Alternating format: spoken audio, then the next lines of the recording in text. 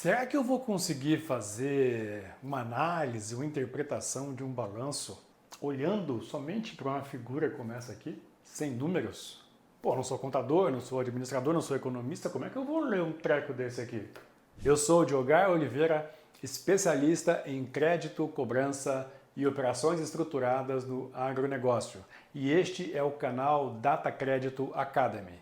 Aqui no canal Data Crédito Academy eu vou te mostrar tudo o que você precisa saber para se tornar um gestor de crédito no agronegócio, se tornar um profissional altamente desejado pelo setor, um profissional de alto rendimento, de alto desempenho e que entrega resultado.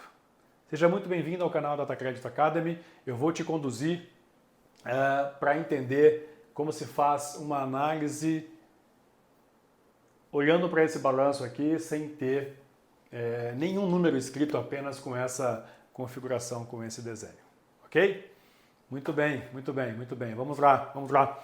Na aula anterior, eu falei para vocês que um balanço patrimonial é um dos principais demonstrativos financeiros que nós utilizamos para fazermos a parte técnica do nosso trabalho e que ele obedece também a alguns critérios, algumas regras de construção, né?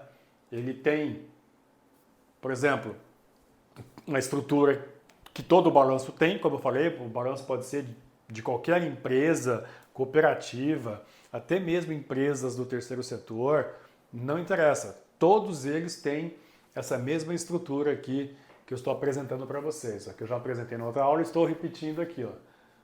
O balanço é formado de ativo e passivo. Lado esquerdo aqui o ativo e do lado direito aqui o passivo. Muito bem. E como eu também falei para vocês, o balanço aqui, o ativo é subdividido em ativo circulante, não circulante e ativo permanente. Do lado de cá, o passivo circulante. Esse aqui eu deixei sem passivo não circulante, então às vezes acontece isso, quando a empresa não tem obrigações ou contas a pagar de longo prazo, aí não vai aparecer, ok? Da mesma forma que se também não tiver nenhum ativo de longo prazo, também não vai aparecer, mas não perde a estrutura, ok? Então do lado de cá, passivo circulante e o patrimônio líquido. Muito bem. Só relembrando, né? Circulante. Circulante. São recebíveis aqui do lado de cá, né? São os bens do lado de cá, que você tem o direito ali de recebê-los até 31/12 do ano seguinte. E se for um passivo circulante, você tem a obrigação de pagar até 31/12 do ano seguinte. Tá? Então, ok? Acho que conseguimos fazer aqui refrescar aqui a memória em relação ao que é um balanço patrimonial. Nesse exemplo aqui que eu trouxe, eu não tenho nenhum número, mas é perfeitamente factível nós fazermos uma análise olhando para uma figura como essa daqui. Então é importante vocês memorizarem assim, né, o visual de um balanço. Então sempre vai ter um desenho mais ou menos parecido com esse aqui, com ativo e passivo e com essas contas patrimoniais aqui, ok? É sempre isso aqui. Muito bem. Como é que eu analiso isso aqui? Pô, imagina que você está fazendo ali uma entrevista de emprego. Já pensou? Você está ali com o gerente da vaga, que é a pessoa que vai te contratar. É essa a pessoa que vai te contratar.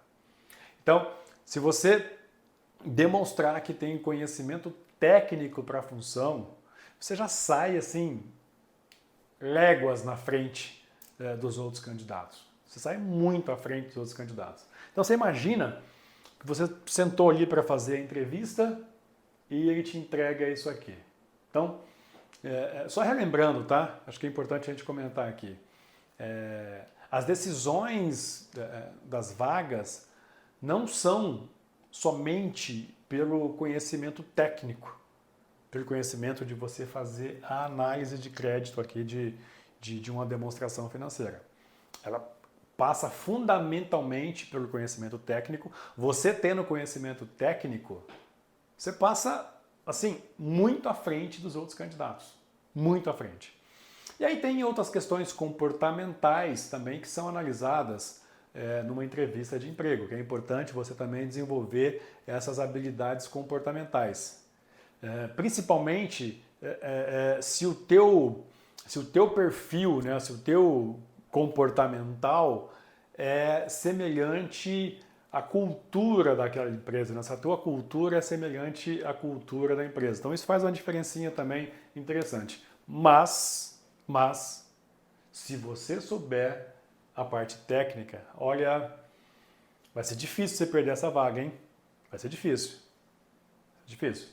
E outra, profissão essa que paga 6 vezes a média salarial brasileira. Bacana isso, né? Eu falo com muito orgulho, assim, porque eu estou aqui nesse setor há 25 anos fazendo esse trabalho e adoro o que eu faço, assim, adoro demais. E agora estou tendo a oportunidade aqui de compartilhar isso com vocês. Então, voltando aqui rapidamente, imagina que você está numa entrevista de emprego ali com o gerente da conta, com uma gerente da conta, enfim, e aí a gente apresenta uma figura como essa daqui e te fala assim, o que você está enxergando aí nessa... Supor que você recebeu isso aqui, o que você está enxergando aí nesse balanço aí, nesse desenho de balanço patrimonial? O que você diria? Que é bom, que essa empresa é boa, é ruim, que você aprova crédito, ou que você eventualmente reprova crédito olhando para isso aqui? Você acha que é possível fazer isso? É possível? Pois é.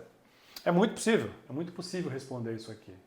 Agora, um dos conceitos básicos também do trabalho de análise de crédito, e aí não é só agro não, tá? Não é só agronegócio não, são todos os setores.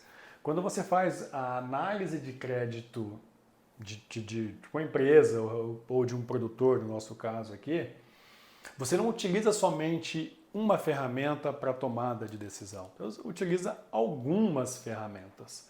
A análise financeira é uma análise importantíssima para essa tomada de decisão, mas não é a única, entendeu?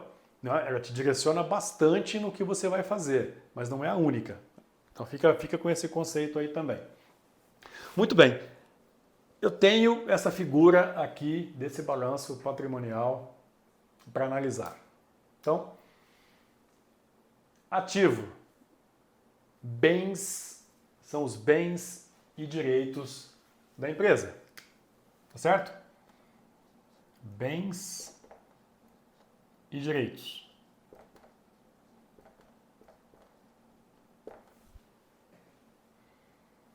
Circulante, bens e direitos conversíveis em dinheiro, recebíveis, até 31 de 12 do exercício seguinte. E o não circulante, bens e direitos conversíveis ou exigíveis, não exigíveis, realizáveis após 31 de 12 do ano seguinte. Passivo circulante são as obrigações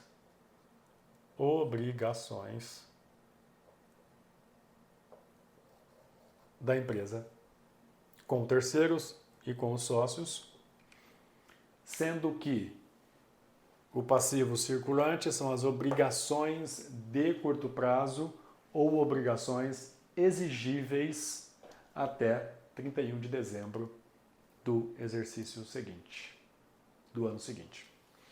Ok? O patrimônio líquido, ele só é exigível por parte... O patrimônio líquido é o dinheiro que os sócios colocam na empresa e também ali você vai acumulando os resultados da empresa ao longo dos exercícios. Então você coloca ali os lucros acumulados, eventualmente prejuízo, mas enfim. A ideia é que a empresa tenha lucro, né? Muito bem. E a exigência por parte do sócio, assim, que os recursos sejam devolvidos caso a empresa se encerre, né? Mas a empresa, quando nasce, ela nasce sob um princípio contábil, que é o princípio da continuidade, que a empresa nasce para viver para sempre, é o princípio da continuidade, é um princípio contábil isso, tá? Não precisa, é só um comentário aqui, tô aqui gastando o meu diploma de contador com vocês. Muito bem, então aqui, bens e direitos e ali obrigações.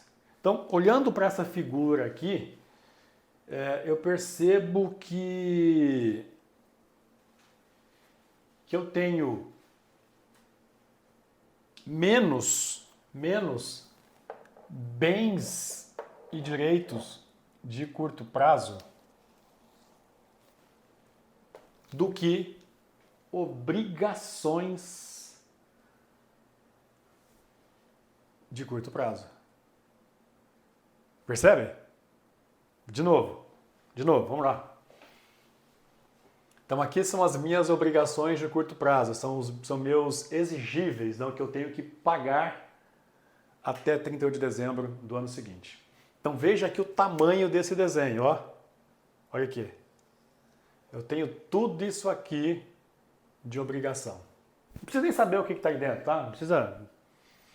Então eu tenho todas essas obrigações aqui a cumprir dentro até 31 de dezembro do exercício seguinte, que é muito maior do que os meus bens e direitos realizáveis no curto prazo, realizáveis até 31/12. Então, veja, aqui temos um problema. Então, a qualidade aqui, a capacidade dessa empresa de pagar as suas contas, ela está extremamente comprometida. Nós temos aqui praticamente o dobro de obrigações de curto prazo frente a metade aqui, né, de direitos ou de bens e direitos. Ok? Então, a empresa está muito comprometida aqui, ela tem o dobro de dívida ali no curto prazo em relação aos bens e direitos. Já é uma leitura. Continuando ainda, o que dá para a gente olhar mais aqui? Olha que interessante. O patrimônio líquido, como eu disse para vocês, é o dinheiro que os sócios colocaram na empresa, mais os lucros acumulados de todos os exercícios dessa empresa. Ele está aqui, ó, com esse pedacinho aqui. Esse pedacinho aqui, esse dinheiro, ele vem parte para o ativo permanente da empresa, ali, imobilizado, enfim, e parte deveria ir para o capital de giro, deveria ir aqui por circulante. Esse aqui seria o capital de giro próprio. Então a empresa está sem capacidade de pagamento aqui em cima do circulante. E mais, todo o dinheiro aqui que os sócios colocaram, mais os lucros acumulados, a empresa investiu aqui no ativo permanente, que são ativos que não dão liquidez, não dão musculatura, não dão capacidade de pagamento para a empresa.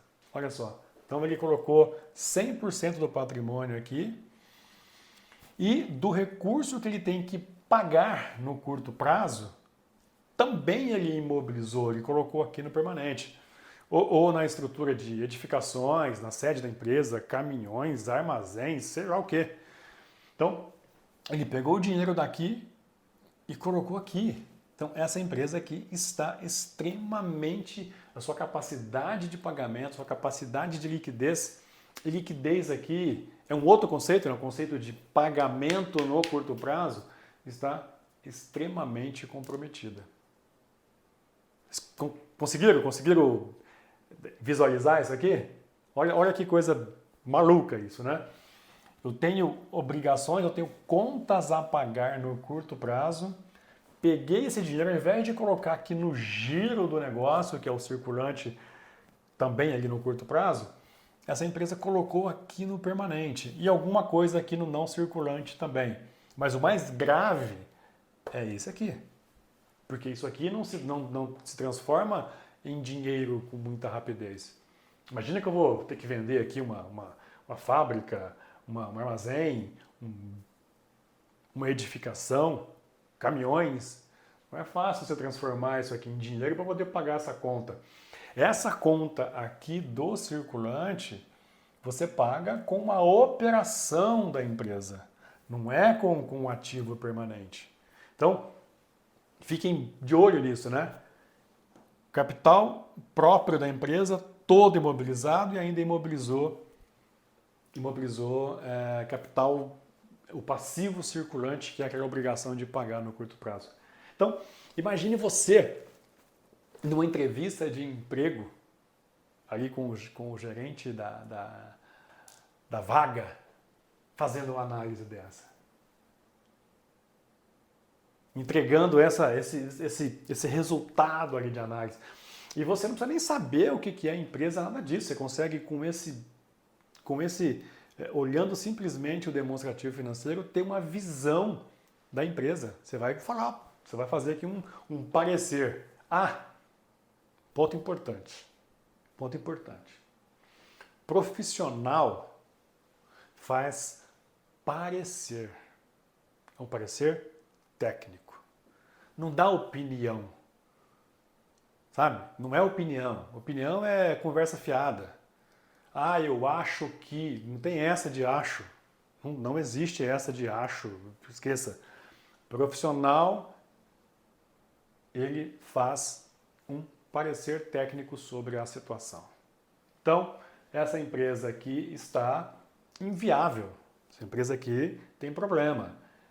Se fosse para tomar uma decisão ali rápida, sem olhar para o contexto, sem olhar para onde a empresa está, qual negócio que ela faz, quem são os sócios, se ela faz parte de algum grupo ou não, que tipo de garantia está envolvido aqui nesse processo,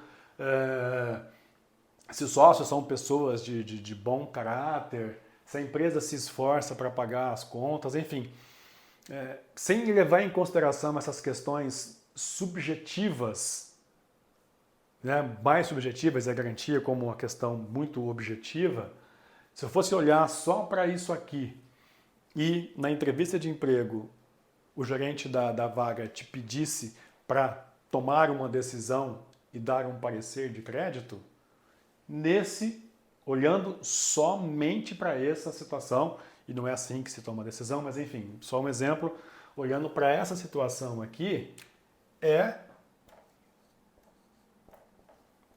negativo. Negativo. Essa empresa aqui vai ter problema, vai entrar com o RJ, o RJ é recuperação judicial, tá? Antiga concordata, não existe mais concordata, hoje é recuperação judicial, tá? Não dá para você colocar o recurso da tua empresa, a empresa que você representa, numa outra empresa, num cliente, nessa situação aqui. O cliente não tem condições de pagar as contas aqui que vencem no curto prazo. O cliente mobilizou todo o capital próprio dele e capital de terceiro que ele tem que pagar no curto prazo. Então esse cliente está extremamente com caixa estrangulado. Tá? Existem outras análises aí que precisam ser feitas para se tomar uma decisão. Né? Eu estou olhando aqui somente para este documento. Então, a decisão seria, em princípio, não. Certo? Gostou? Gostou? Pô, se gostou, deixa um like para nós aqui. Deixa um like aqui que o YouTube vai entender que você gostou do vídeo e vai divulgar esse vídeo para mais pessoas, levando esse conteúdo de qualidade para mais e mais pessoas, tá certo? Muito bem. Como eu disse aqui, é uma decisão olhando somente para esta figura, não estou olhando para todas as questões subjetivas e que envolvem o crédito a um cliente, né, a um distribuidor. Tem mais coisas envolvidas. Do ponto de vista técnico, é um cliente que está em situação de iliquidez, né? Tem a sua capacidade de pagamento das contas no curto prazo extremamente comprometida, né? A capacidade está comprometida, ele não vai conseguir cumprir esses pagamentos. Exceto se ele vender à vista aqui, sempre à vista, e comprando com prazo. Ele vai sobrevivendo aqui durante muito tempo. Mas aí é uma análise um pouco mais profunda, né? Então tem essa saída aqui também. Mas, de novo, olhando somente para esta figura, eu acho que vocês entenderam, né? Acho que ficou bastante claro, né? O balanço aqui. Ele tem mais obrigações de curto prazo do que bens e direitos de curto prazo. Então isso afeta profundamente a sua capacidade de pagamento das contas no curto prazo ou a sua capacidade de liquidez. Ok? Espero que você tenha gostado do vídeo. Se você gostou, compartilhe o vídeo com os seus amigos, com suas amigas, com pessoas que precisam de conteúdo de qualidade, precisam de informação como essa aqui e que possam acompanhar também aqui o canal Data Crédito Academy. Tá? Se você não se inscreveu, aproveite esse momento também para se inscrever, porque aí você vai sempre receber os meus vídeos, o YouTube vai sempre te informar quando eu postar os vídeos aqui. Combinado? Acho que ficou bastante interessante aqui, né? Mas, se ainda assim você ficou com alguma dúvida ou quer fazer um comentário, utilize o campo de comentário aqui embaixo no YouTube para fazer o seu comentário, para me mandar alguma dúvida, alguma sugestão, algum tema que você queira que eu aborde aqui no canal Data Crédito Academy, eu terei o maior prazer em fazê-lo, em compartilhar isso com vocês, tá bom? E de novo, vamos juntos aqui espalhar conhecimento técnico, conhecimento de finanças no agro para todos, Quanto mais gente, quanto mais pessoas souberem e terem esse conhecimento, melhor para todos nós e a gente pode aí ajudar as pessoas a se desenvolverem profissionalmente. Ok? Então, de novo, aproveite aqui para se inscrever no grupo, se inscrever no canal, para você receber o aviso do YouTube quando eu postar novos vídeos. E vejo você no próximo vídeo que eu postar. Até mais!